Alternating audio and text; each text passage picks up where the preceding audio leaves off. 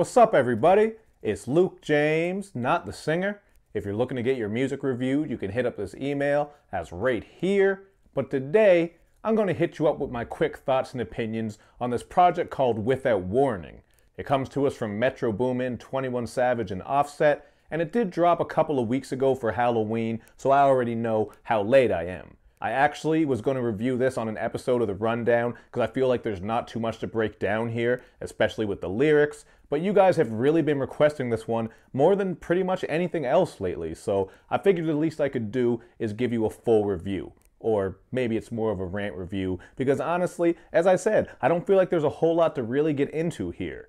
Lyrically, it is what you expect from these artists, just some trappy, druggy, gangsta, evil type of shit. And as far as the production goes, Metro Boomin stays pretty consistent. I actually gotta give him a lot of credit because he makes so many projects and so many beats, and he still comes through with that quality production.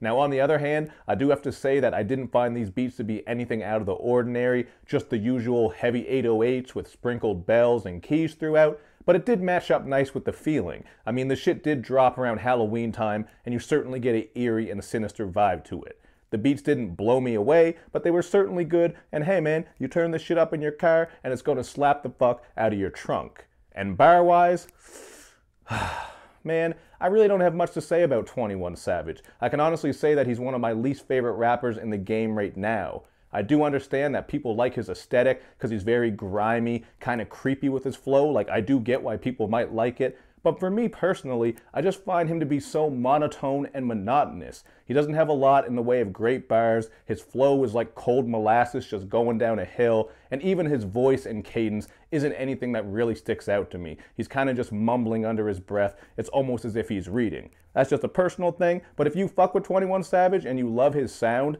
I really think you'll like this project because if anything, he does sound good over top of these eerie bangers. But I gotta say, one thing for sure, Offset was snapping all over this bitch. Like, on the first listen, I found this project pretty boring. I actually was kind of struggling to make my way through it. But then once I came back the next day, gave it another listen to pick it apart, I really was fucking with what Offset was doing on here. He's got a lot of great cadences, delivery styles, and rhyme schemes, just like he does anytime he's featured, or even his work with the Migos. So if anything, I would say him, as well as the quality of these Metro Boomin beats, is what held this project together. Certainly not a big 21 Savage fan, but the rest of this project was pretty cool. I really wouldn't go higher than a 2.5 though, because to me this is kind of just par for the course. The beats didn't blow me away, but they were solid and consistent, and even though Offset was snapping with some nice flows and schemes, there wasn't really anything on here that was too interesting. And even if you are just going to rap about some gangsta shit, some grimy shit, it's nice when there's some sort of concept or different approach, but there really wasn't anything here that was too out of the ordinary in regards to that, so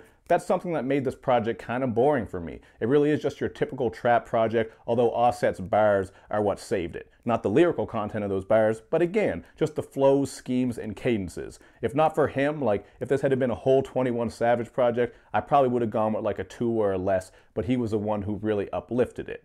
So that said, I mean, if you like what you see here, if you see Metro Boomin producing a project for 21 Savage and Offset and that excites you, I don't think you're going to be let down here. But if you're like me and you see that shit and you kind of think to yourself, this is just going to be what it's going to be, that's exactly what it is, man. It is what it is, whether you love these guys or you don't. You just kind of get what you expect. So it's cool. 2.5 out of 5 seems fair to me. Just an average trap project that I don't think is going to be too memorable come the end of the year, although it is right around the corner, so it has a better chance than some of these older trap projects. But god damn it, you know what I mean. This was basically a rant review. I listened to this shit a couple times, took some notes, and then just ran it off my head.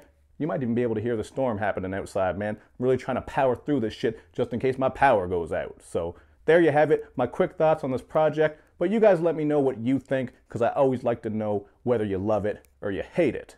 That said, hit me up in the comments. And of course, man, check me out on all my social media sites, baby. Show me love, show me lots of it, so we can keep this channel rolling.